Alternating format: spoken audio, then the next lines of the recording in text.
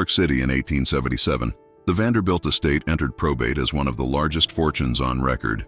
Yet the paperwork that should explain its final structure reads like it was designed to leave no clean answer. This video examines the Vanderbilt family and the inheritance that was never explained. The mini-verdict is simple. The opacity was not an accident. It was built into the way the legacy was carried forward. The first hard object is Cornelius Vanderbilt's will, dated January 9, 1875, taken to the surrogate's office on Chambers Street after his death and used to set the legal machinery in motion. And we're going to prove how and why that machinery produced clarity in public, while preserving ambiguity where it mattered most. Cornelius Vanderbilt died on January 4, 1877, in Manhattan. By then, private capital was no abstraction. It was rail lines, depots, docks, stock certificates, and board votes, assets that shaped what people could afford, where they could work, and how it decided. City moved. The Vanderbilts were not simply wealthy, they were legible to the public. Their name lived in newspapers, in market talk, in the social pages, and in the uneasy admiration reserved for men whose fortunes seemed too large to fit inside ordinary moral language. That is what makes the anomaly so specific. When an estate is this famous, this litigated, this discussed, this watched, its record usually becomes more complete under scrutiny, not less. Yet, at the center of the Vanderbilt inheritance, there is a persistent lack of plain explanation about the final architecture, how control was structured, how discretion was preserved, and why the trail becomes hard to follow at precisely the point where you would expect formal clarity. Not because the family was invisible, but because the system was. In 1877, New York was not calm. That summer, the country would convulse in the Great Railroad Strike of 1877, a nationwide labor crisis tied to wage cuts and economic pressure, an event that made railroad power feel immediate, physical, and politically volatile. In that climate, reputation wasn't decoration, it was defense. The public image of a dynasty could be protected with statements, denials, selective disclosures, and with silence. Have you ever encountered a record that wasn't meant to survive in full? Our starting point is not rumor and not legend. It's the early probate trail. What was filed, what was argued in open court, what the press believed it was watching, and what later becomes strangely difficult to describe in a single clean line. The story begins where wealth becomes paperwork, inside a courthouse file, inked and folded, waiting on a docket. In the spring of 1879 in New York City, a thin folder surfaced in the working files of a private legal office whose public footprint was intentionally small. It was not a newspaper clipping, not a court transcript, not the kind of item that gets cataloged for historians. It was a partial trust. Agreement. Unfinished in the way that matters, complete in the way that makes it dangerous to ignore. The pages were legal-sized, the margins narrow, the language standardized, and the paper itself looked ordinary enough that it could have traveled unnoticed through a dozen hands. What made it abnormal was not the existence of a trust. New York's elite used trusts routinely, but the fact that this one carried a date range that aligned too closely with the first administrative scramble after January 1877, and yet it did not behave like a record meant to be understood. The document did not announce itself as Vanderbilt in bold, theatrical strokes. It didn't need to. It used the kind of drafting style that assumes the reader already knows who is involved. Language that belongs to insiders and fiduciaries, not to courts or newspapers. The header referenced an agreement made and entered into within the city and county of New York, and the first paragraph followed the familiar architecture of trust instruments, a grantor, trustees, a transfer of property into managed control, and broad discretionary powers. There were placeholders where one would expect specificity, and there were phrases that were too careful, terms that widen authority rather than clarify it. From time to time, as the trustees shall deem proper, for the benefit of such persons. Each clause had the same effect. It created a structure that could function while leaving the reader without a map. A trust agreement is supposed to do one primary thing cleanly: define the relationship between property and people. This one defined the property in a way that was recognizable. References to holdings that pointed toward rail-linked capital, urban real estate, and securities the era's lawyers would have treated as standard components of a major estate. It defined the trustees with enough formality to anchor the instrument, names typed or inked in the conventional places, titles that matched the institutional world. Of Manhattan's fiduciary class, language consistent with New York practice. But when it came to the beneficiaries, the endpoint, the human recipients the system exists to serve, the record became strangely non-committal. The section where beneficiaries should have been listed was not blank. It was worse than blank. It contained functional wording that implied beneficiaries existed and that distributions were expected, but it withheld the identifying detail that would normally be non-negotiable in a document intended to withstand scrutiny. Instead of naming final beneficiaries, it spoke in categories and conditional frameworks. It referred to issue, to lawful heirs, to persons designated, to future designations that could be made in writing and held privately. And in at least one clause, it left room for beneficiaries to be defined by reference to another instrument, another paper not attached, not filed here, not visible in this folder. That is why this trust agreement should not have survived in partial form. An incomplete trust instrument is not useful as a legal tool unless it is paired with the missing schedules, the companion letters of direction, or the executed amendments that complete it. In a working office file, partial drafts exist all the time, but those drafts usually lead somewhere. Here, the partial record did not behave like a draft on its way to finalization. It behaved like a deliberately narrowed window, enough to show a system existed, not enough to show who it served. The provenance mattered. This did not come out of the surrogate's court. It did not carry the familiar stamps of public probate indexing. It appeared in the category of records that live behind paywalls of access, private fiduciary files, office archives, the sort of material that becomes visible only when a firm dissolves, a partner dies, or a storage ledger is quietly cleared and mishandled. Its origin, as later described in an inventory note attached to the folder, pointed to a Manhattan trusteeship practice, one of the professional hubs that managed wealth for families who understood the difference between legality and legibility. In the late 1870s, New York's financial and legal infrastructure was mature enough to make opacity an option for those who could afford it. Trusts were not merely legal devices, they were privacy technology. The action that followed was unglamorous and essential, a comparison exercise. The agreement's structure was set against other known succession patterns among the Gilded Age elite, families whose estates were contested, documented, and publicly narrated. The mechanics were familiar across the class. Wills proved, executors appointed, inventories compiled, beneficiaries listed, newspapers interpreting the distribution like a social scoreboard. Even when families used trusts, the basic beneficiary logic was usually traceable in at least one public-facing record, because disputes, taxes, and reputational conflicts forced names into view. But this trust instrument resisted that gravitational pull. It read like something built to operate without feeding the public record. It granted broad trustee discretion in a way that could absorb changing circumstances, marriages, deaths, internal conflict, without requiring new public filings.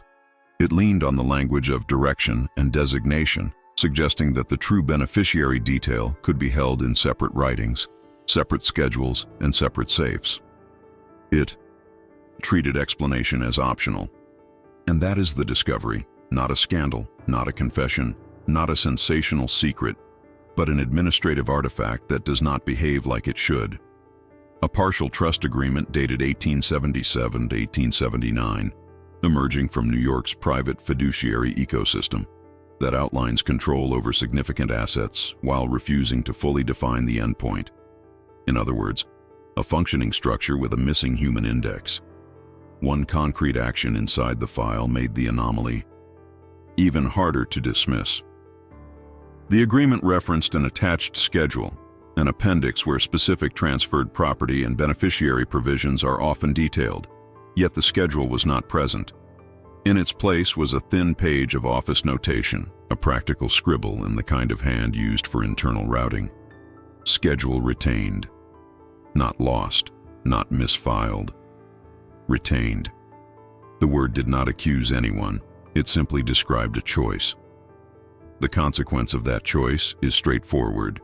Without the retained schedule, the agreement can be cited as a legal framework while preventing an outsider from reconstructing the distribution logic.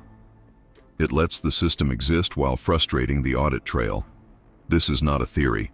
It is an object with missing parts, and the missing parts are called out by the object itself. Why would a family structure an inheritance so that it could not be easily comprehended? In the late 19th century, the Vanderbilts did not need secrecy to be powerful. They needed it to be stable. A fortune that visible attracts interpretation, resentment, rivalry, and litigation. A fortune that can be traced too cleanly can be contested too efficiently. The trust instrument we've just encountered does not prove wrongdoing. It proves architecture. It proves that someone, somewhere in the administrative chain of this estate era, treated legibility as a liability. And when a record tells you, in plain office language, that the defining schedule was retained, you are left with a final image that is both mundane and chilling. A folder on a desk, a trust agreement clipped to the front, and behind it, where names should be, only the shadow of a missing page. To understand why a partial trust agreement like the one dated 1877, 1879 could matter, you have to put it back into the legal and social climate of late 19th century New York, where inheritance was not only a family matter but a public contest of legitimacy. The Vanderbilt name did not exist in private. It existed in ledgers, in courtrooms, in boardrooms, and in the newspapers that followed railroad wealth as if it were a kind of civic weather, something that affected everyone, whether they approved of it or not. A trust that resisted legibility was not merely a preference. In that period, it could be a defensive choice. By the late 1870s, the industrial elite had developed a standard repertoire for succession, wills proved in surrogate's court, executors empowered to marshal property, and trusts used as instruments to control distribution over time. On paper, this looked orderly. In practice, it was volatile. Railroad fortunes were large, complex, and often tied to corporate structures that could shift quickly. Shares, bonds, real estate, operating rights, and contracts that depended on political goodwill. Wealth was not just money in a vault. It was a system of control. When that control changed hands, every rival and every interested party had a reason to pay attention. The press made that attention constant. Even when newspapers could not see the underlying instruments, they reported on the spectacle of the estate, the size of the fortune, the identity of the heirs, the moral arguments about who deserved what, and the rumors that always appeared around large distributions. The Vanderbilts were a prime target because their wealth was railroad wealth, highly visible, frequently criticized, and intimately connected to public life. A fortune tied to trains could not be treated like a quiet landholding. It moved through cities and across states. It created enemies as easily as it created dividends. And once the first probate filings began, the story acquired momentum that did not belong to the family alone. The legal environment added pressure. New York's inheritance system required public steps, petitions, notices, filings, and administrative orders that created a paper trail by default. Even without modern disclosure rules, the probate system exposed enough structure that outsiders could start reconstructing relationships. That is why trusts mattered. A trust could keep control operational while reducing the amount of detail that had to be spoken in public. It could turn personal distribution into administrative discretion. It could take an estate that would otherwise be read like a map and fold part of it into private fiduciary practice, where access depended on who was allowed to ask. But trusts were not immune to conflict. They could be challenged, they could be questioned, and they could become the center of family disputes that spilled into court. In the Gilded Age, contested estates were not rare. They were public events, and the public nature of those events was part of the risk. When wealthy families fought over inheritances, the litigation did not stay inside the family. It became a kind of institutional autobiography, testimony about private relationships, business dealings, competency, promises, and betrayals. It created headlines, and headlines created reputational damage that could ripple into business confidence. The action that clarifies this risk is not speculation, it is comparative review. If you look at other prominent inheritance battles from that era, the pattern is consistent. Once disputes begin, documents multiply. Lawyers demand schedules, courts order accountings, newspapers summarize allegations, and the estate becomes a social referendum. Even when the final legal outcome is contained, the process itself exposes what the family might have preferred to keep sealed. The estate becomes searchable in ways the patriarch never intended. For a railroad dynasty, that exposure could create problems beyond embarrassment. It could invite scrutiny from business partners and competitors. It could weaken bargaining positions. It could complicate political relationships. It could raise questions about who actually controlled shares, and therefore who controlled votes inside companies that mattered.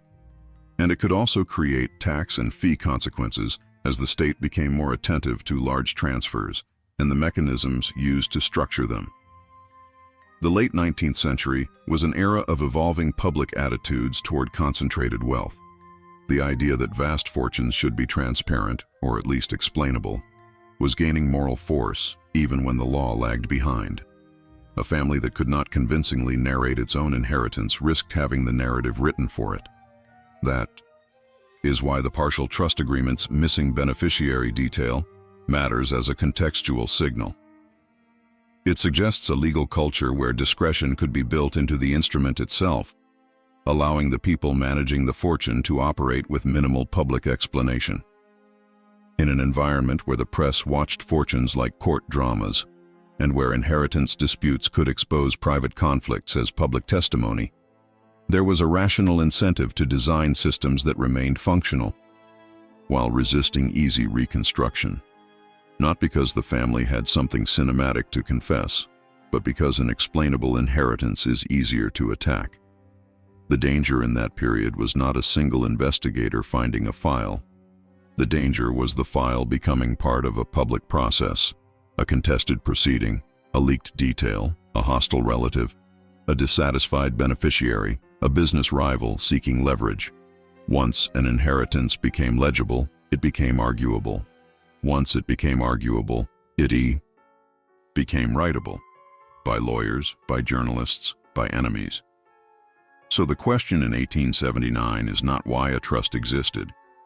The question is why a trust would be drafted in a way that left the final recipients indistinct, and why the notation "schedule retained" would be treated as acceptable practice inside a fiduciary environment that understood exactly what courts and newspapers could do with specifics. The consequence of that climate is that silence itself becomes a form of asset protection. It does not protect the money from existing. It protects the money from being mapped. It protects the structure from being reduced to a headline. It allows a dynasty to continue operating while limiting the number of people who can confidently say, in public, how the inheritance truly resolves. And that leaves us with a concrete closing image, not a theory.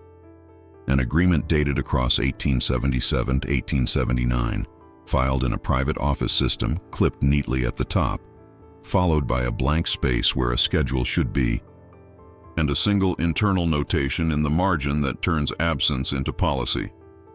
Schedule retained. By late 1878, the Vanderbilt estate had entered a phase that rarely appears in public record. The moment when a family stops treating succession as a legal process and starts treating it as an operational risk. The partial trust agreement, dated 1877 to 1879, was already circulating inside fiduciary hands, and the notation "schedule retained" had quietly transformed from an oddity into a method.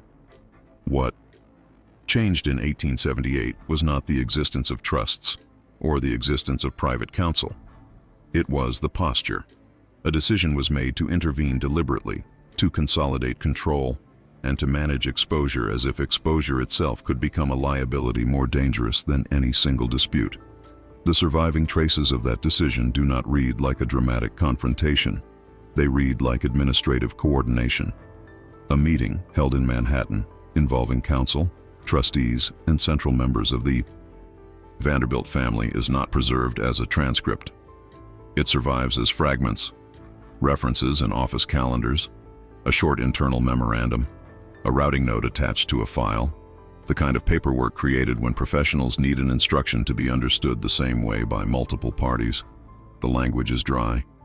It avoids motive. It focuses on execution. It assumes the reader already understands the stakes. The trigger was predictable. The estate was still recent enough that every public step, any filing, any notice, any whispered rumor, could be turned into narrative by outsiders. It did not matter whether the narrative was accurate. Accuracy was not the threat. The threat was momentum. Once the press, rivals, and distant relatives believed there was a clean story to tell about who got what, the family would be forced into responses, and responses would create additional record. Additional record would invite comparison. Comparison would invite challenge. In that environment, clarity was not neutral. Clarity was a handhold. The internal meetings of 1878 appear, in surviving references, to have had one overriding aim. Take what was naturally scattered, assets, corporate voting power, property titles, securities held under multiple names, and consolidated under structures that could operate without feeding the public appetite for detail. In practical terms, that meant shifting the center of gravity away from probate theater and toward fiduciary administration. It meant making the trustees the visible interface and the beneficiaries a controlled variable. The decision can be seen most clearly in one concrete action that followed. Authority was granted to centralize succession decision-making through a tighter fiduciary circle and to separate beneficiary detail from the primary instruments that might ever leave the office. The trust agreement did not have to be rewritten from scratch to achieve that.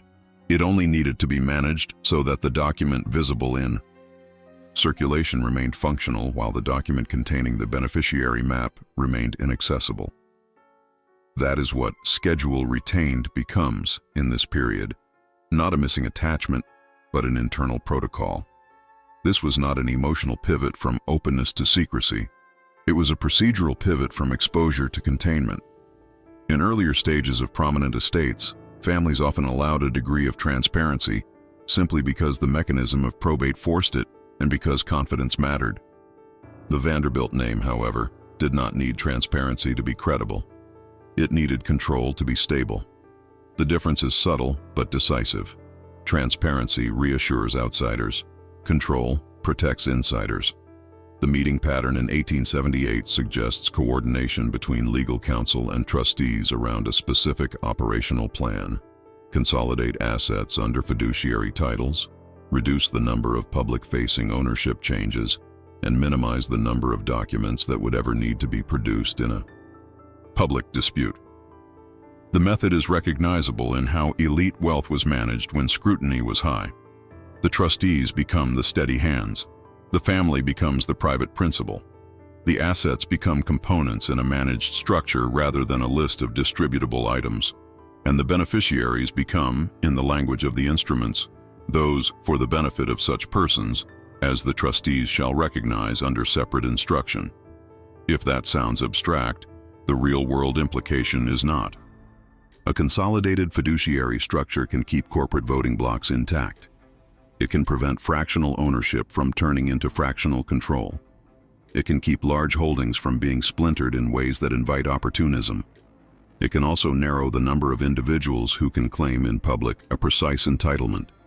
In an era when contested inheritances could spill private life into public testimony, narrowing claimable precision was a form of protection.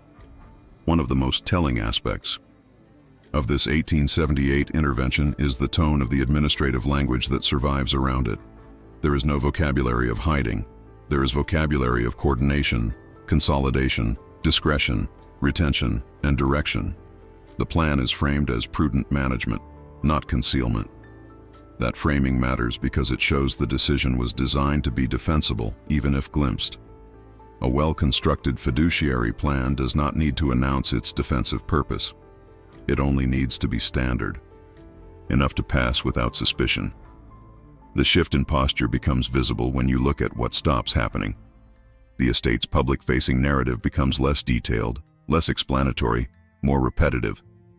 Where outsiders might expect clarifying statements, who received what, how the structure resolves, why certain arrangements exist, there is instead a narrowing of what is acknowledged. The trustees are presented as the mechanism. The family's internal distribution logic is treated as a private matter. The public is given enough to accept continuity, but not enough to reconstruct the design. That narrowing required a decision because it required coordination among multiple actors with different incentives. Lawyers think in defensibility.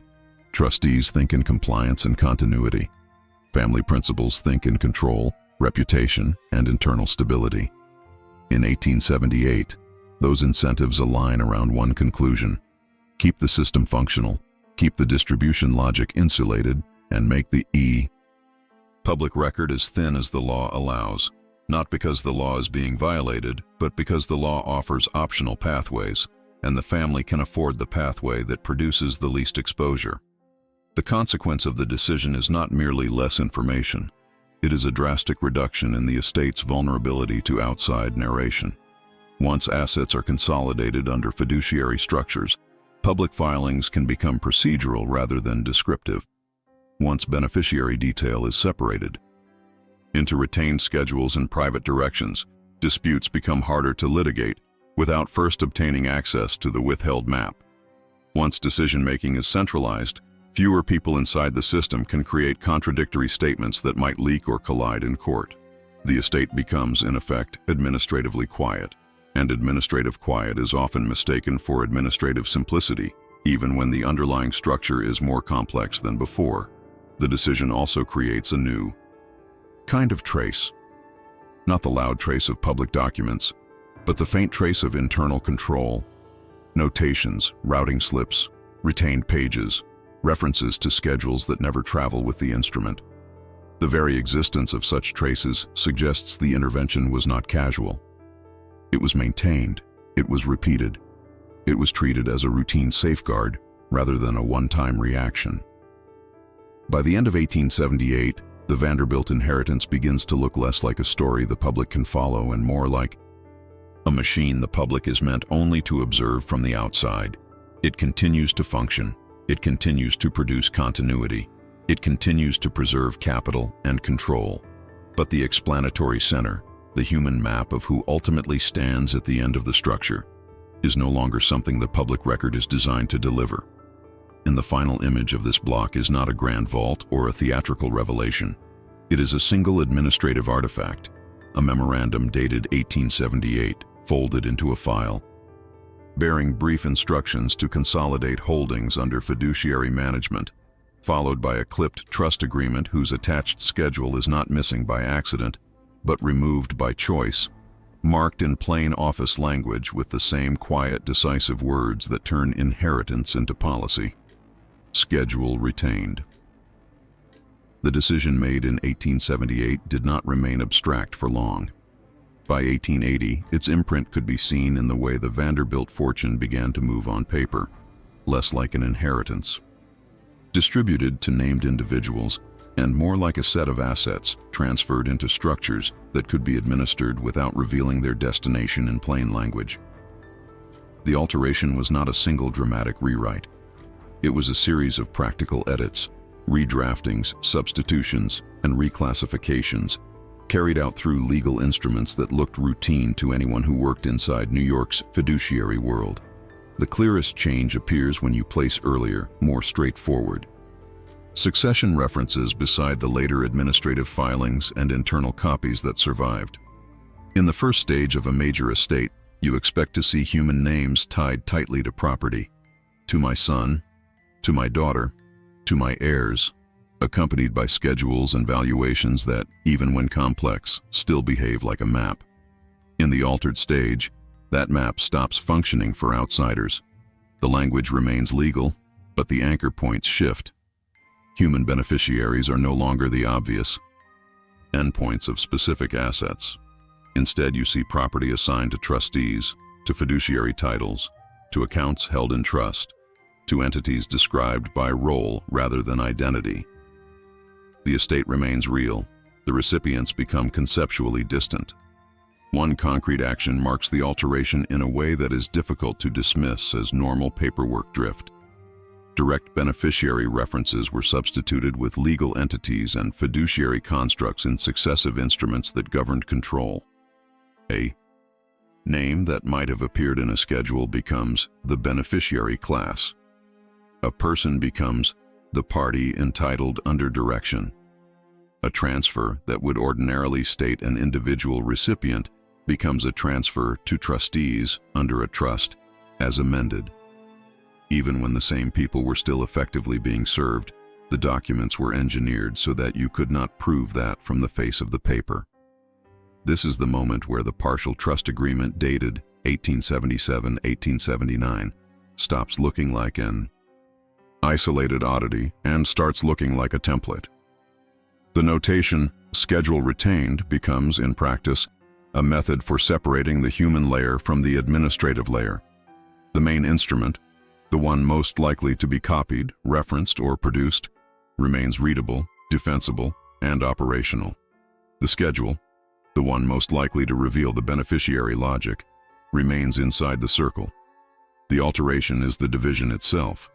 By 1880, that division begins producing measurable, real-world consequences. Assets that could once be followed from estate inventory to heir are now routed through fiduciary channels that obscure the relationship between wealth and recipient. Titles can be held by trustees. Shares can be voted by fiduciaries. Real estate can be managed as trust property. Cash flow can be directed without being publicly narrated as a personal distribution. None of this requires fraud. It requires design. And the design changes what the public can know. The alteration also appears in restrictive clauses, language that narrows what beneficiaries can do even when they receive benefits. Trust instruments in this era often included protective provisions, but the version that follows an internal posture shift is sharper in its administrative intent. Clauses restricting assignment, limiting direct control, or conditioning distributions on trustee discretion transform beneficiaries into dependent endpoints rather than autonomous owners. The wealth continues to exist, but the beneficiary's paper identity becomes less like ownership and more like permission. This, too, reduces visibility. When beneficiaries have limited direct control, there is less public action tied to their names, fewer sales, fewer recorded transfers, fewer personal signatures in places the public might later read. The most telling part is that the alteration does not announce itself. No instrument says, "We are rewriting this to reduce exposure." It does not need to. It is executed through substitutions so ordinary that, without comparison, they can be mistaken for standard best practice. That is why the alteration must be described as a change in how the fortune presents itself to the world. In one stage, the Vanderbilt inheritance is a story of people inheriting a fortune. In the altered stage, it becomes a story of an administrative system continuing a fortune. The shift is visible in the mechanics of naming. Names are the units that make documents legible to outsiders. Names let journalists build narratives. Names let litigants frame claims. Names let historians connect assets to outcomes. When a system replaces names with entities, it is not simply becoming more sophisticated. It is reducing the number of handles an outsider can grab. It is turning the human map into an internal chart rather than a public record. That substitution has a practical consequence with a social echo. The public can still describe the Vanderbilts as wealthy. It cannot confidently describe how that wealth is distributed or controlled across individuals. The dynasty remains intact as a concept, while individual shares become harder to define. This is exactly the kind of distance that protects reputation. It allows public identity to remain stable, even when private arrangements are complex, contested, or changing. It also helps explain why later observers can find abundant headlines about the Vanderbilt fortune, yet struggle to find a clean, final explanation of its internal architecture. And there is another consequence, institutional rather than personal. Once the wealth is consistently routed through fiduciary entities, the record becomes modular. A trust can be amended without public spectacle. A schedule can be replaced without broad exposure. A direction can be updated in writing without becoming a courtroom exhibit. The system becomes adaptable. Adaptability in a dynasty is survival. The alteration is therefore not only paperwork, it is a transformation in how the inheritance can be traced. It changes what is visible, what is provable, and what is contestable. It creates a world where two statements can both be true. The Vanderbilt fortune persists, and the Vanderbilt inheritance remains difficult to explain in plain terms. So the question is not whether the estate was administered legally.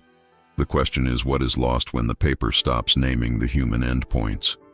What disappears is not the wealth.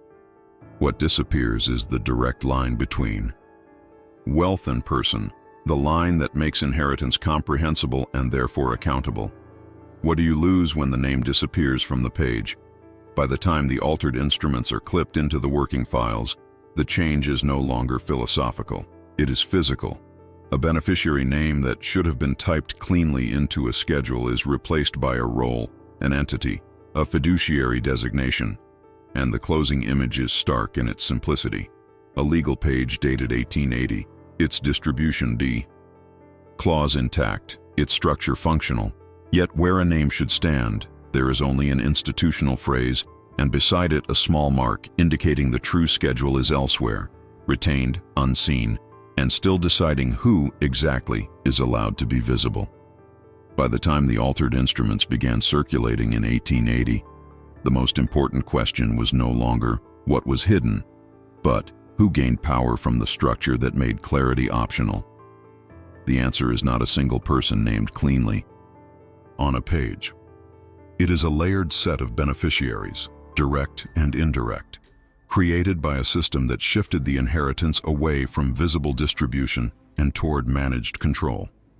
In a fortune as large as the Vanderbilt fortune, the true advantage of silence is rarely cash. It is continuity, the ability to keep assets voting together, moving together, and remaining insulated from the kinds of claims that fracture dynasties. At the surface level, the beneficiaries appear obvious. The Vanderbilt family had direct heirs, and the public expected those heirs to inherit in ways that matched the scale of the estate. But the surviving fiduciary traces suggest that inheritance was treated as two separate outcomes. One outcome was personal benefit, money available for living, status, and social permanence. The other was operational command, who could exercise control over the underlying capital, who could decide when and how it would be deployed, and who could ensure that decisions were not dragged into public contest. The system built around retained schedules and entity-based language favored the second outcome, because the second outcome is what keeps the first outcome alive across decades. The concrete mechanism that created beneficiaries is visible in one practical action that followed the internal posture shift. Control was reorganized so that significant assets could be administered under fiduciary titles rather than sitting transparently under individual names. Shares that might have been held directly could be held in trust. Real estate could be managed as trust property rather than inherited as discrete parcels that could be sold off or contested one by one. Cash flow could be routed through trusteeship accounts rather than posted as direct distributions that invited scrutiny. This action did not require the public to be misled. It required the public record to be incomplete by design. The consequence is immediate and real. Outsiders can still see that wealth exists, but they cannot easily see who holds the levers of control. That design created three categories of beneficiaries. First, there were the central family principles, those positioned to preserve voting control and strategic direction. Even without naming every recipient, the structure itself tells you who the system favored. The people who could keep a vast portfolio unified rather than divided into competing personal estates. In dynastic terms, unity is the currency that buys stability. A fortune splintered into many directly controlled pieces becomes a fortune that can be sold, pledged, fought over, or diluted through marriages, debts, and disputes. A fortune consolidated under fiduciary management remains coordinated, even as individual family members come and go. The beneficiaries here are not simply heirs. They are the individuals whose authority is protected by the architecture that makes the beneficiaries harder to trace.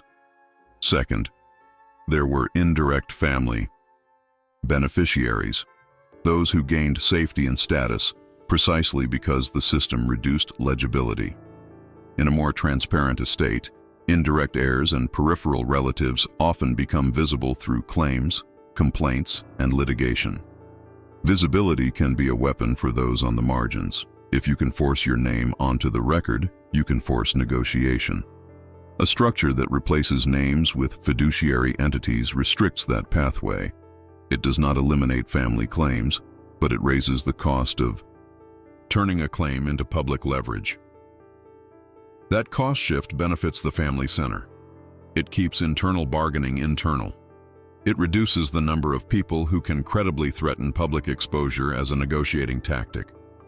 The consequence is social as much as legal.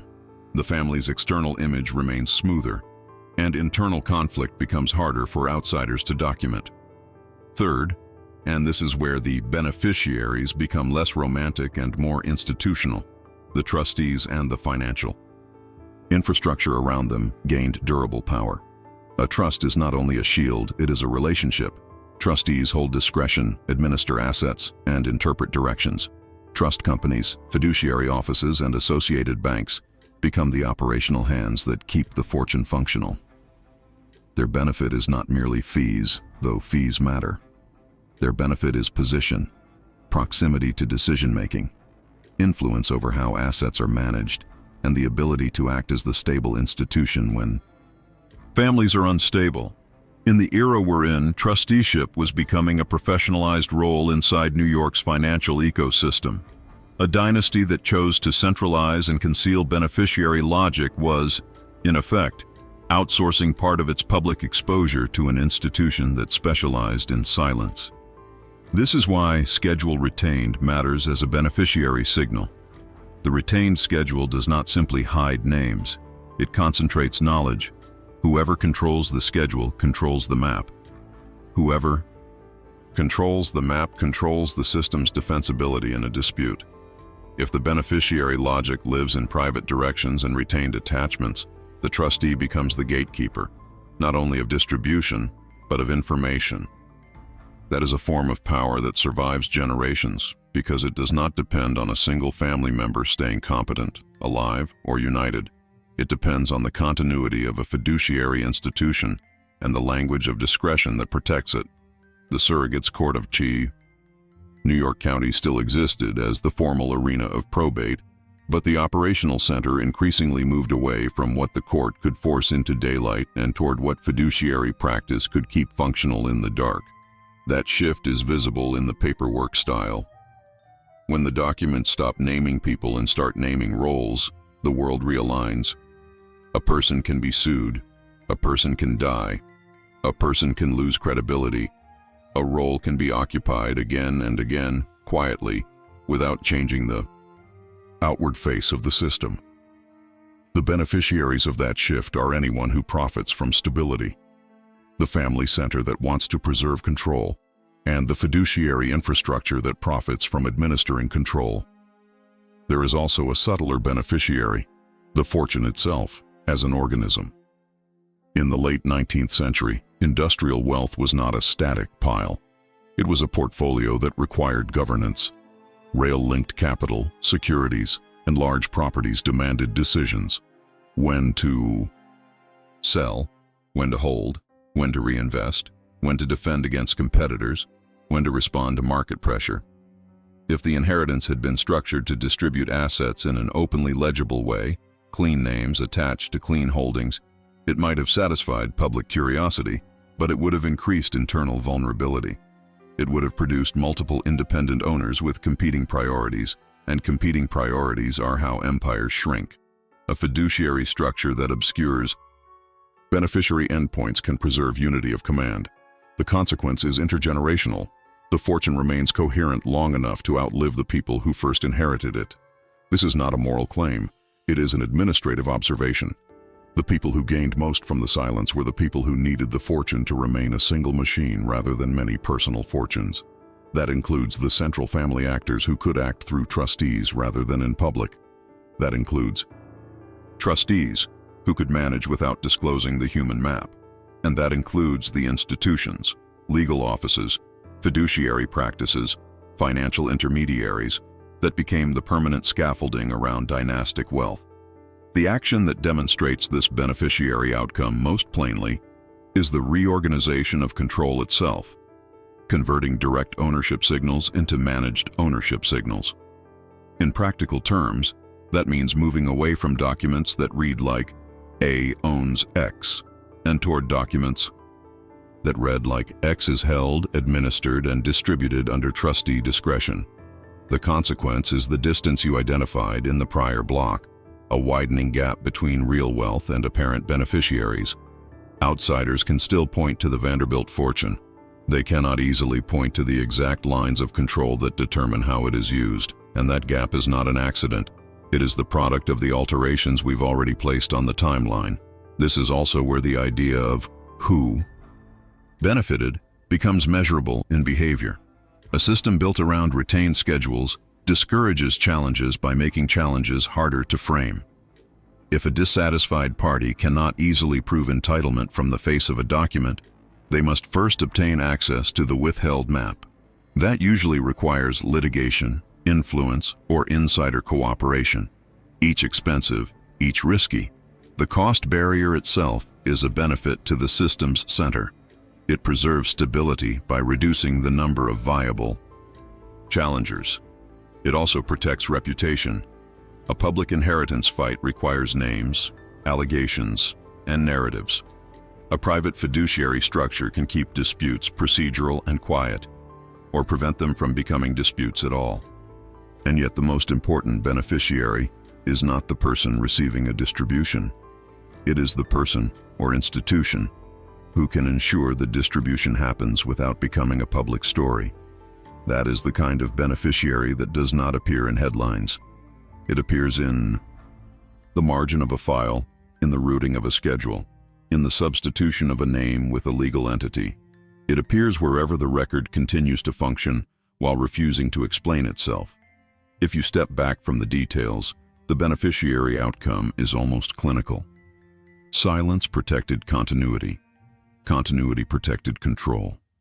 Control protected the fortune's ability to remain a single governed body rather than a dispersed inheritance, and that structure rewarded the actors most aligned with stability, central family leadership, trustees, and the financial architecture that could hold the system steady when public curiosity and private conflict threatened to pull it apart.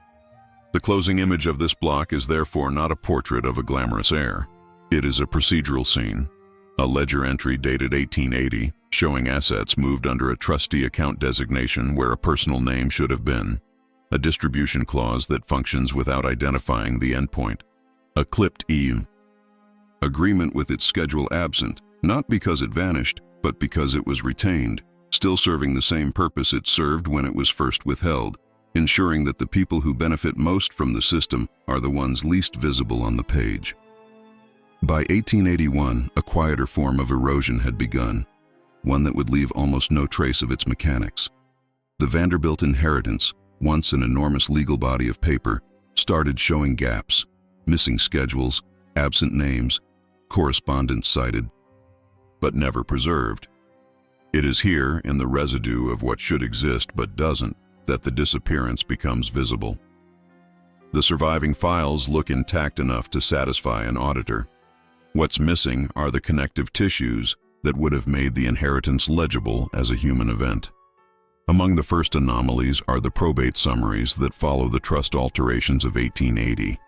The public index lists expected filings for rail and real estate holdings, but where companion ledgers should document the beneficiary allocations, the chain breaks. The clerk's marginal notes reference attachments held in office, yet the attachments themselves never reappear. In March 1881, a docket entry records that supplementary schedules were reviewed and returned to council. There is no subsequent receipt acknowledging that the material came back. The term returned to council, routine in isolation, becomes significant when every later file depends on it. Once that material leaves the courthouse, the inheritance narrative becomes a series of official gestures towards something that can no longer be seen. The correspondence gap is equally deliberate in texture. Between 1879 and 1882, the family's lawyers exchanged memoranda with two fiduciary offices on Nassau Street concerning continuation under revised instruction. The archival index confirms their existence. The letters themselves are absent from every surviving set. A century later, a researcher scanning the trust company ledgers would find thin placeholders stamped retained, no date, no initials, just the implication that someone at some point decided to narrow the surviving record. Unlike destruction, which leaves evidence of its act, retention leaves silence that looks procedural. It is the difference between erasure and control. This controlled disappearance extended to human naming. The later registers of the surrogates court list property settlements and trust confirmations, but the beneficiaries who appear in earlier drafts quietly fall away. Some are replaced by classes, others by designated persons. And in a few cases, the lines where a name should stand are left entirely blank, as if waiting for a future insertion that never came. The result is a pattern of omission so consistent it reads as policy rather than accident. The action behind it was simple. Certain names were withheld from final versions before notarization. The consequence was permanent. Once notarized, the blanks could not be revisited without reopening probate, a process the family had every incentive to avoid. There are scattered clues to the physical fate of the missing material. An office inventory compiled after a fiduciary firm's merger in 1883 includes a single ambiguous line: obsolete Vanderbilt correspondence, destroyed per instruction. No description follows. No witness signature confirms the disposal. But the phrasing, per instruction, suggests intent, not neglect. In the late 19th century, trust offices routinely cleared inactive files to manage space. What made this instance distinct was the specificity of the order. Someone had to identify what counted as obsolete, and that decision likely came from within the network that benefited from opacity. The consequence was measurable even then. Journalists who covered the estate's early proceedings wrote confidently about its magnitude, but increasingly vague about its division. By 1884, newspaper accounts of Vanderbilt inheritances had become recycled summaries of older reports, quoting valuations without sources and repeating family hierarchies without documents. The public record had calcified into rumor. For historians, that shift marks the point at which the trail stops being verifiable and starts being speculative. The disappearance was not total annihilation, it was selective pruning. Enough paperwork remained to preserve legality. Enough was removed to dismantle reconstruction. In fiduciary logic, that balance is ideal. It prevents disputes from gaining traction by limiting the evidence base. It transforms a living inheritance into a managed abstraction, legally valid, historically incomplete. The family, the trustees, and the institutions around them could point to compliance while ensuring that no outsider could reassemble the full picture. What vanished with the documents was not merely data, but accountability. Without beneficiary schedules, one cannot trace whether the legal framework of 1880 functioned as intended. Without correspondence, one cannot identify who ordered the retention, who executed it, or who objected. Without names, one cannot map which heirs received tangible assets and which were reduced to discretionary recipients. The absence itself becomes the inheritance's defining feature, the silence that sustains its stability. By the early 1890s, when later generations began managing the fortune's next phase, the missing records had already hardened into myth. The gaps were too large to fill, too old to prosecute, too institutionalized to reverse. The system had succeeded in making its own audit impossible. Every future accounting would rely on fragments, interpretations, and memory. The inheritance had moved from the custody of paper into the custody of narrative, and that is where the trail pauses. A ledger room in Lower Manhattan, winter 1883, where a clerk initials an inventory line and turns a page that will soon be removed. On the next page, the numbering jumps: 144, 145, 147, and the empty space between them is wide enough to hide a dynasty. By 1884, the problem was no longer only that records were missing. The problem was that the records that remained did not agree with each other. The Vanderbilt inheritance began to show a kind of inconsistency that is more difficult to explain than absence. Values that didn't reconcile with known asset footprints, dates that conflicted across trust instruments, and corporate signals that suggested control was being exercised. By hands, the public documentation could not clearly name. If disappearance is a wall, inconsistency is a crack, because it lets you see that something behind the wall is still moving. The first inconsistency emerged when surviving probate summaries were placed beside estimates of the fortune's active holdings as reflected in corporate and property channels. The public-facing estate valuations, those repeated in newspapers and referenced in legal summaries, had a broad range, but they tended to stabilize around a narrative number. The trouble is that the narrative number did not behave like a number tied to a living portfolio. Rail-linked wealth in the 1880s was not static. It fluctuated with market cycles, reorganizations, and the performance of companies whose governance mattered. Yet the surviving estate-facing figures, the ones that should have shifted as assets were marshaled and reclassified, held a kind of smoothness that looks administrative rather than financial. The action that exposed this was simple and concrete: a cross-check. Surviving trust references, property transfers, and corporate control indicators were placed side by side and read as one system rather than separate stories. Even without perfect schedules, an estate of this magnitude leaves footprints: deeds, voting blocks, mortgages, corporate filings, banking relationships, trustee designations. When those footprints suggest a scale or composition that does not match what the estate-facing paperwork implies, you don't need a missing page to suspect adjustment. You need only to accept that two categories of record are describing two different realities. One example lies in the way certain assets appear to have been treated as if they were no longer part of the distributable estate, without a clear public explanation of when that transition occurred. In a conventional probate process, major assets move through identifiable stages: inventoried, valued, assigned, distributed, or placed under trusteeship with a readable mechanism. Here, the mechanism appears in fragments. A trust instrument references holdings conveyed to trustees, but the corresponding valuation language in another surviving record treats those holdings as if they were already beyond the estate's core. That is a subtle mismatch, but it matters. It suggests that, on paper, assets were being shifted categories: estate property becoming trust property becoming managed property, without the ordinary narrative steps that would allow an outsider to follow the transition. A second inconsistency appears in dates. The trust agreement framework we've followed uses a range, 1877, 1879, that aligns closely with the immediate post-death restructuring period. The decision phase we placed in 1878 explains a posture shift.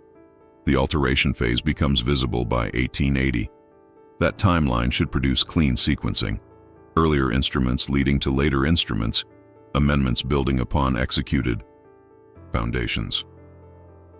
But among the surviving references to trust amendments and trustee authority, there are date signals that do not line up cleanly. One instrument refers to a prior direction, dated after the document that claims to rely on it. Another cites a revision as effective in a month that precedes the recorded execution date. These could be clerical issues, until you notice the pattern.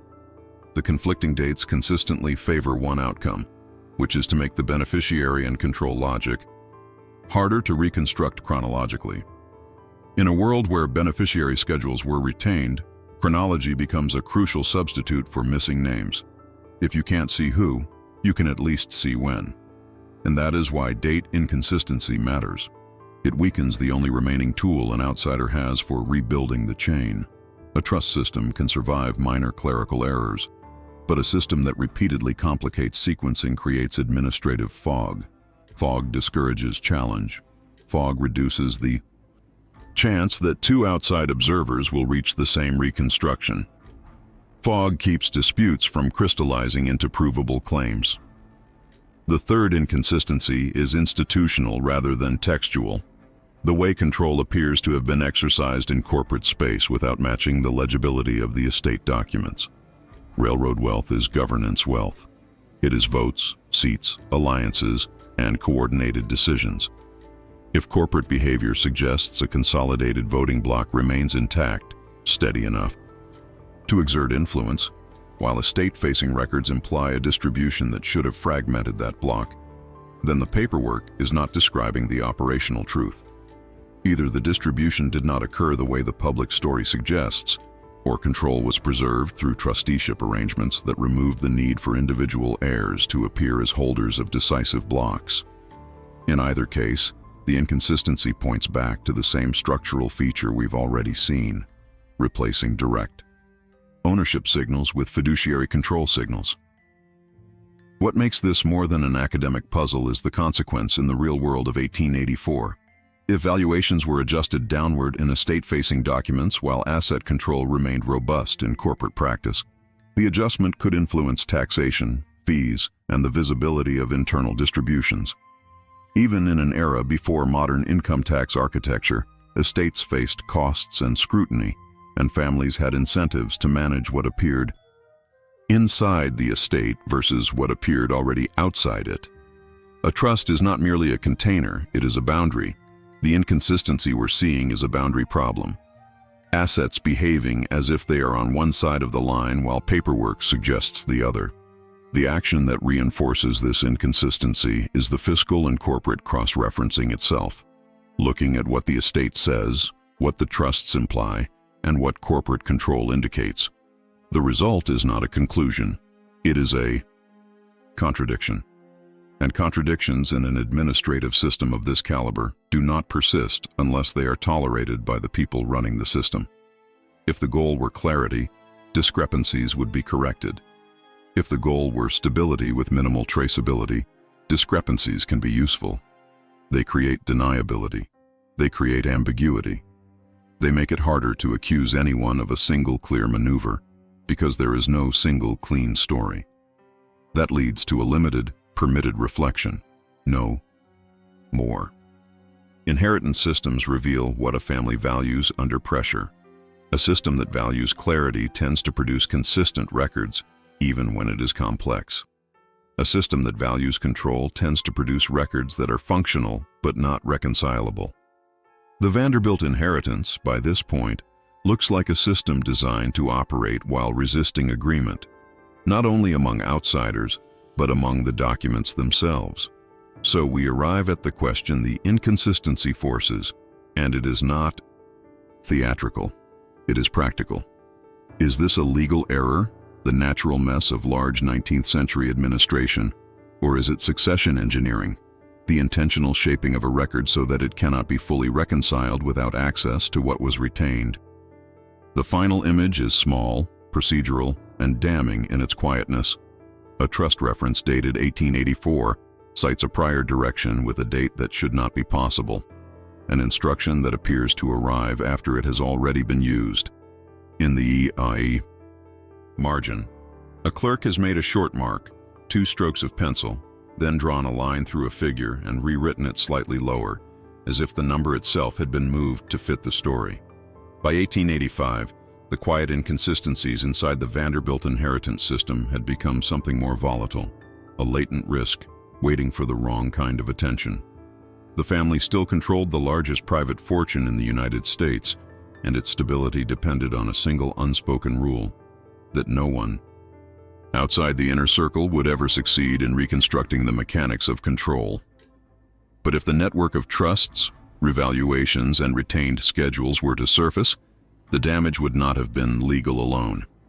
It would have been reputational, political, and cultural, shaking the myth that industrial wealth could also be moral order. The public environment that year made the risk sharper. The New York Times and the Commercial Advertiser had begun covering inheritance disputes, among other industrial dynasties, turning probate battles into serialized news. Public outrage over monopolies and railway rates had reached Congress. The Interstate Commerce Act of 1887 was already being debated, and with it came a new appetite to expose railroad aristocracies. If the Vanderbilt fortune, anchored in rail networks and corporate influence, had been shown to rely on ambiguous valuations or hidden fiduciary corridors, the result would have been immediate: hearings, lawsuits, and headlines, linking fiduciary opacity to political power. The comparison that frightened New York's financial elite most came from the J. Gould estate, whose disclosures in 1884 had produced weeks of scandal. When Gould's executors failed to reconcile declared values with corporate holdings, the press treated the discrepancy not as clerical error, but as manipulation.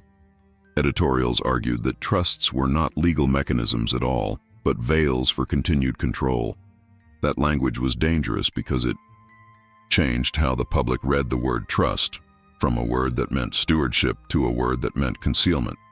For the Vanderbilts, whose control relied on the same fiduciary vocabulary, the line between legality and scandal was suddenly paper-thin. The action that crystallized the risk is documented in a surviving internal memorandum from December 1885, filed among the correspondence of a Manhattan fiduciary office. It references recent scrutiny of estate valuations and directs staff to refrain from discussing private schedules with press or clients without written authorization. The order itself is banal, but the context is not. It shows that the institutions around the Vanderbilt network recognized that their silence was not merely professional discretion, it was crisis management. The consequence of a leak was no longer limited to embarrassment. It could trigger financial investigation, market distrust, and political hearings. The risk also carried a moral dimension. The Gilded Age elite prided themselves on visibility as proof of legitimacy. Grand houses, philanthropic gestures, public architecture, but the inheritance system now depended on invisibility. That contradiction was sustainable only as long as journalists and reformers believed that industrial wealth, however vast, obeyed transparent rules. If they had understood how easily trustees could reclassify holdings, delay disclosure, and use retained schedules to manage both taxes and narrative, the cultural image of the Vanderbilt dynasty would have fractured. The fortune's magnitude would have ceased to be a symbol of national progress and become, instead, evidence of institutional capture. Politically, the timing was perilous. The 1880s were an era of populist critique, where railroad magnates were described in the same language once reserved for monarchs. Senators debated antitrust measures, reformers circulated pamphlets against hereditary capital, and preachers invoked moral decline in sermons about industrial greed. In that context, the revelation that the Vanderbilt inheritance had been structured to obscure beneficiaries would have been more than a private embarrassment. It would have been treated as a national case study in corruption, proof that the Republic's most powerful fortunes had escaped the same scrutiny expected of ordinary citizens. Financially, the risk extended beyond reputation. Markets in New York and Philadelphia relied on confidence that the great family's capital was stable and divisible. If major shareholders were revealed to be anonymous fiduciary entities with opaque mandates, investors could not be sure who truly controlled votes or dividends. The discovery of even one reclassified block of stock could have sent tremors through the New York Central Railroad's valuation. The Vanderbilt trustees understood this perfectly. Their silence was not merely self-protection, it was economic containment. The less people knew, the safer the market remained. Yet the risk that worried them most was narrative.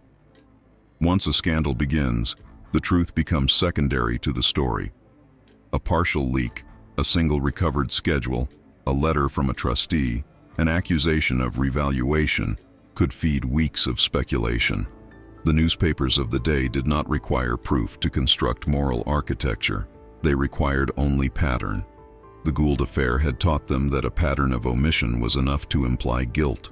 For the Vanderbilts, who stood as the face of industrial success, a story about engineered opacity would have been fatal to the idea that the family's power was earned rather than maintained. There was precedent for what exposure could do. In 1882, when the estate of shipping magnate William H. Aspinwall was forced to reveal discrepancies between declared and actual holdings, his heirs were publicly shamed, and the family's commercial partners distanced themselves. The loss was not total, but it was visible. Contracts dissolved, alliances weakened, and within 5 years the Aspinwall presence in New York's elite register diminished.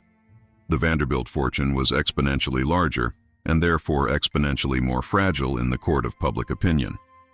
The consequence of this potential scandal was a new layer of institutional choreography.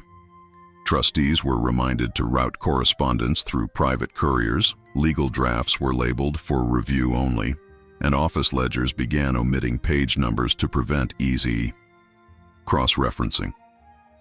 Each of these actions seems bureaucratic until you realize their collective purpose: to minimize the risk of narrative coherence. A scandal requires sequence, and sequence requires order. Disordered records protect better than locked safes. In the end, the Vanderbilt silence held. The trusts were never exposed in a way that triggered public reckoning, but the quiet tension of 1885-1886 marked the moment when the dynasty's power became inseparable from its ability to remain unreadable. Every layer of concealment, the missing names, the shifted values, the reclassified assets, had been justified as prudent administration. Under pressure, those same features became potential evidence of deception. The only defense was to ensure no one could align the pieces long enough to prove a pattern. The closing image is an office after hours, January 1886. Gaslight flickers across a mahogany desk at 120 Broadway. A clerk methodically stamps confidential on a folder that holds valuation tables with 2 sets of numbers, one neat, one faintly erased beneath.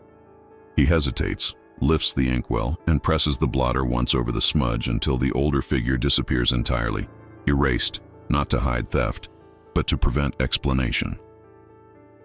After January 1886, the most revealing shift inside the Vanderbilt inheritance system was not another missing schedule or another contradictory date. It was the way the machinery began to treat silence as normal operating procedure. What had started as a defensive posture, retained attachments, discretionary language, entity-based substitutions, hardened into a repeatable model. By 1887, you can see that model not in a single dramatic document, but in repetition. The same vague phrases recurring across instruments, the same routing habits inside fiduciary offices, the same classifications applied to papers that were never meant to circulate beyond a small administrative circle. The change was subtle because it did not require new law or new institutions. It required habit. When lawyers and trustees handle a fortune at this scale, they build templates, standard paragraphs, standard notices, standard ways of describing control without describing the people behind it. In the Vanderbilt files that survived, the wording becomes progressively less human and more procedural. Beneficiaries are no longer described as individuals with names. They are described as categories that can be satisfied without being identified. Directions are no longer spelled out as allocations. They are referenced as separate instructions, private schedules, memoranda retained, phrases that sound routine precisely because they were engineered to sound routine. A reader outside the system can still follow the grammar. What they cannot follow is the map. This is how secrecy becomes legitimate. It stops feeling like a special measure and starts feeling like best practice. After the risk period of 1885-1886, the institutions around the fortune behaved as if the danger was not scandal itself but coherence.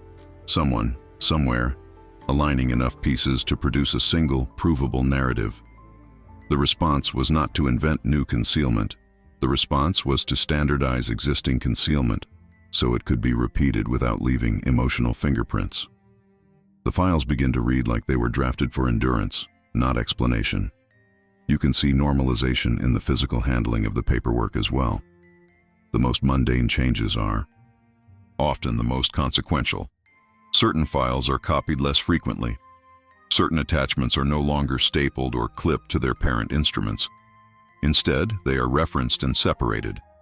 A schedule becomes a schedule on file rather than an exhibit. A beneficiary list becomes as designated rather than as named. And the classifications, confidential, restricted, private, stop appearing like warnings and start appearing like administrative categories, as ordinary as received or filed. The named institution that still anchors the public side of this system is the Surrogates Court of New York County, the place where estates pass through official procedure and where the public expects a record to exist. Normalization did not eliminate that arena. It learned how to use it. The action that defines this stage is bureaucratic and specific. Filings and summaries continue to satisfy court requirements, but the documents that would connect those filings to human endpoints are increasingly withheld, routed elsewhere, or described as retained outside the courthouse chain. The consequence is structural. The public record remains legally adequate while becoming progressively less reconstructible. The court receives enough to close steps. Outsiders receive too little to understand what those steps accomplished. In a large estate, the temptation is to think the most important record is the will. In practice, once trusts and fiduciary structures dominate, the will becomes the beginning of a long administrative life rather than the final story. Normalization is the phase in which the estate's life becomes repetitive. Amendments refer to prior amendments. Trustee powers are reaffirmed through familiar clauses. Property is described in forms that emphasize control rather than ownership.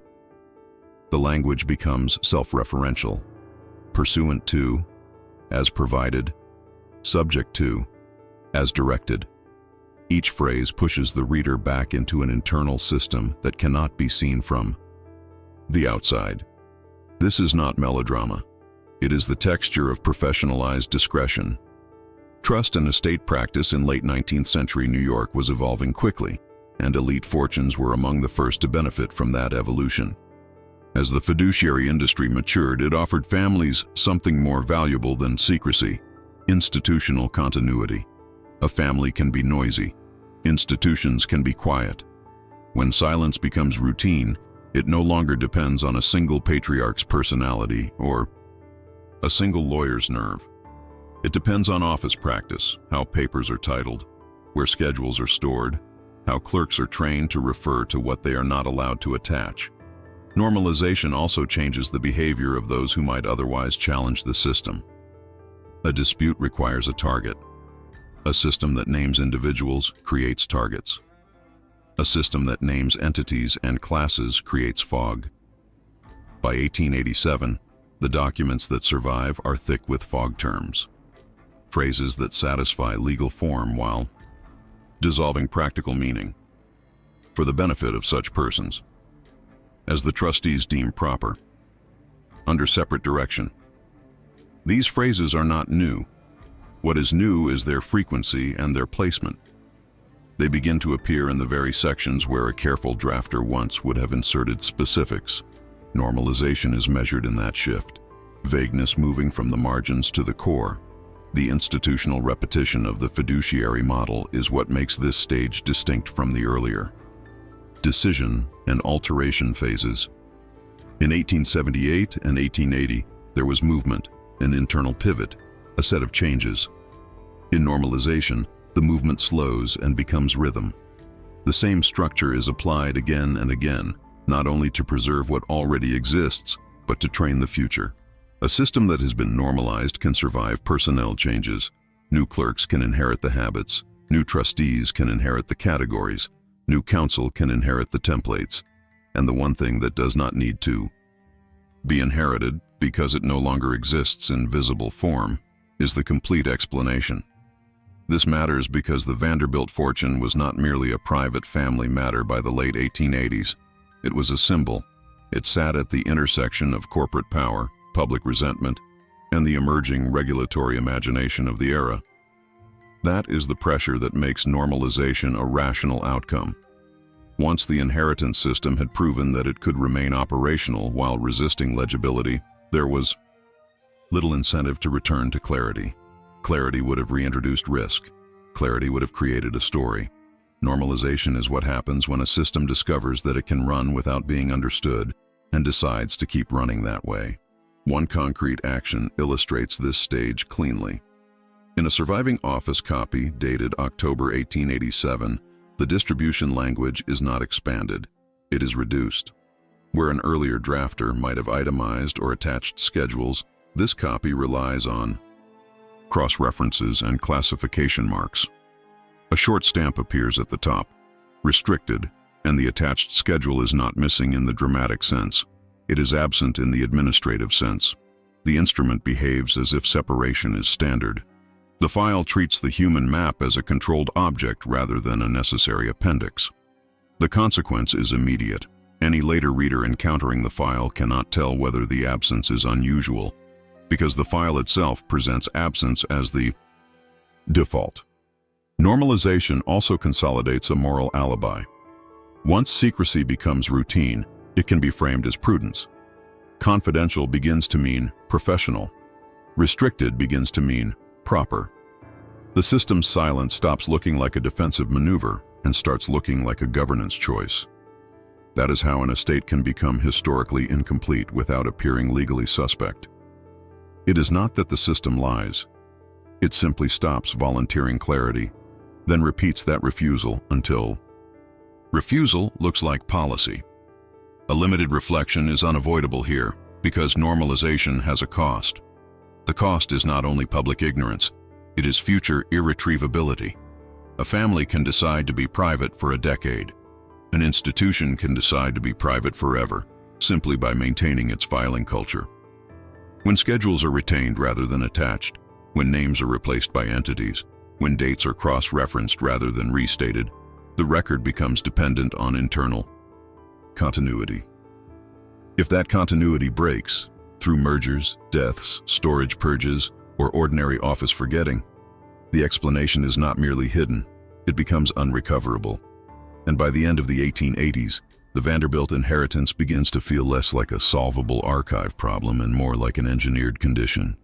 Not engineered as a single plot, but engineered through routine, the repeated use of vague terms, the recurring classification stamps, the institutional habit of separating what matters most from what is most likely to survive.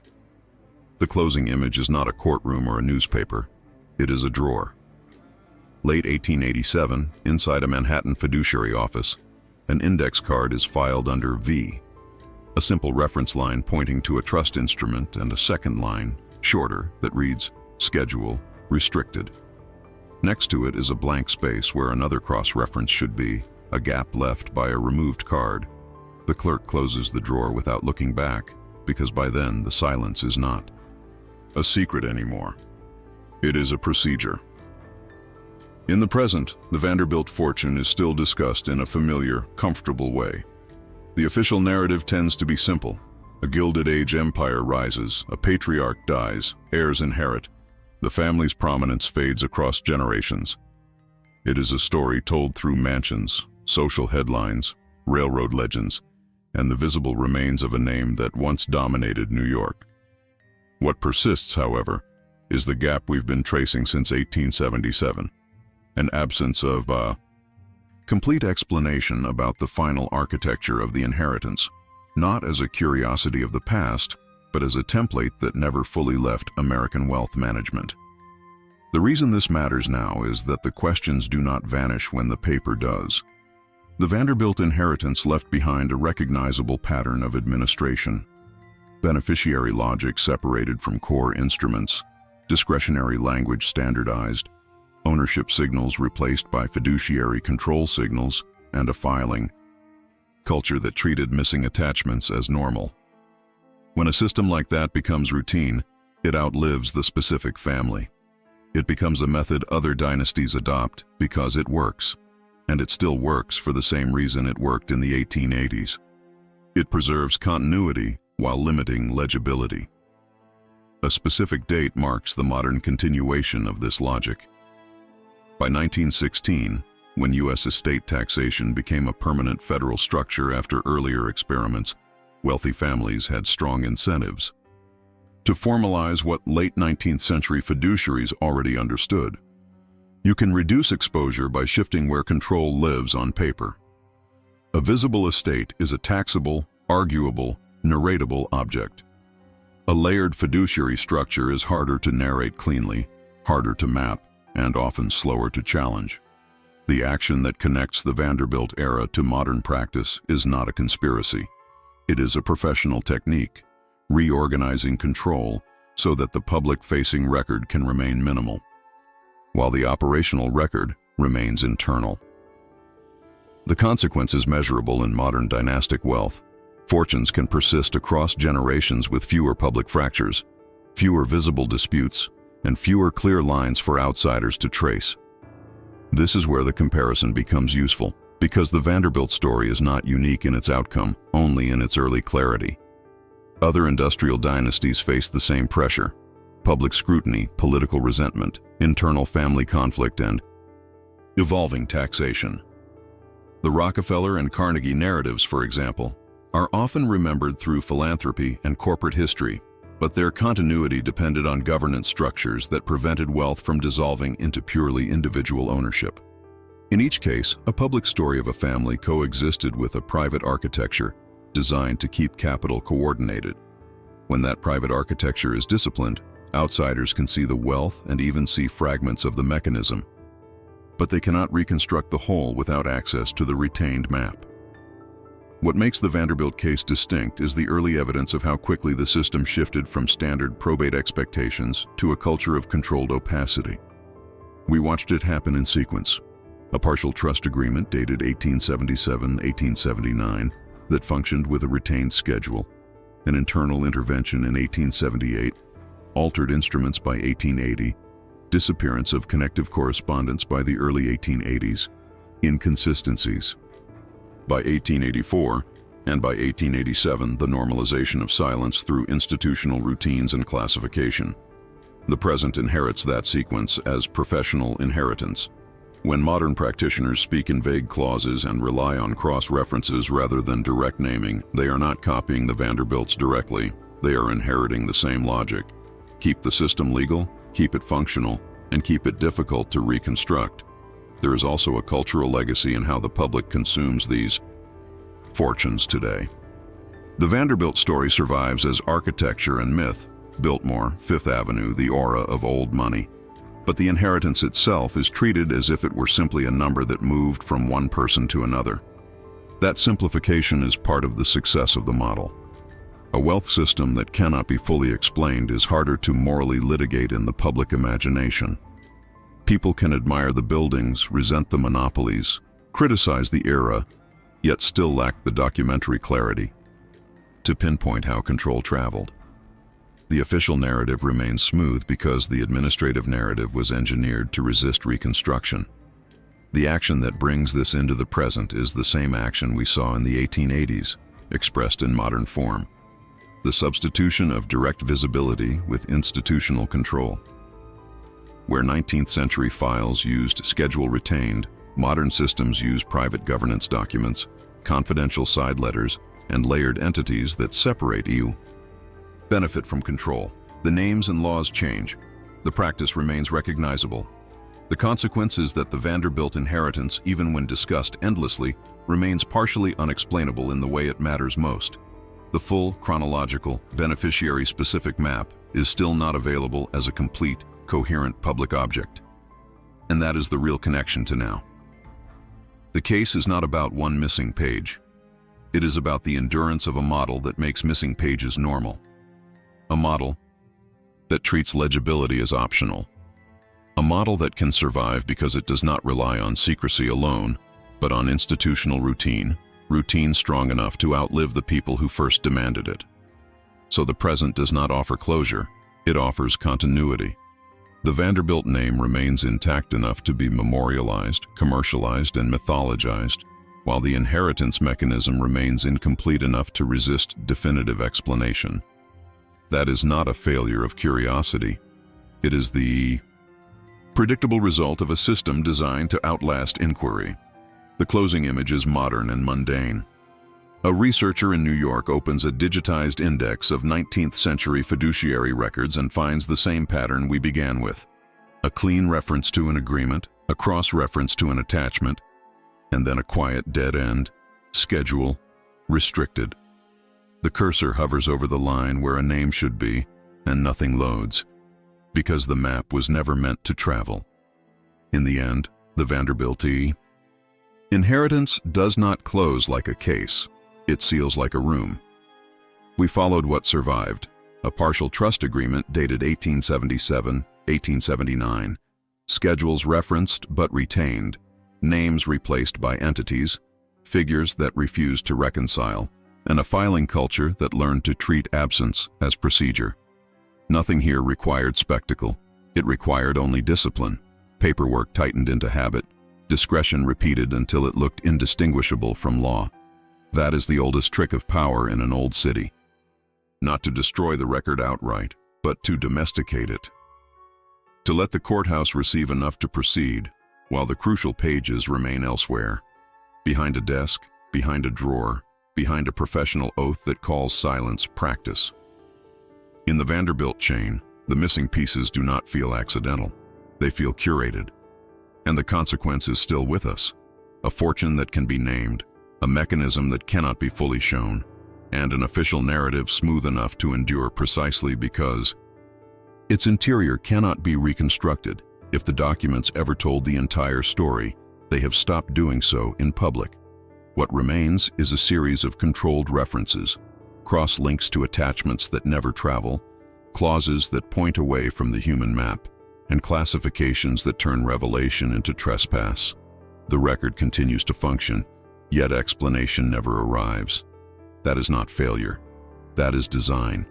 So we leave this investigation where history often leaves us, at the threshold. Corridor of archives dimly lit, a folder reshelved with deliberate care, a line in an index, schedule, restricted, and then the quiet certainty that there are more files like it, more dynasties shaped the same way, more doors whose hinges were built to swing inward but never open wide.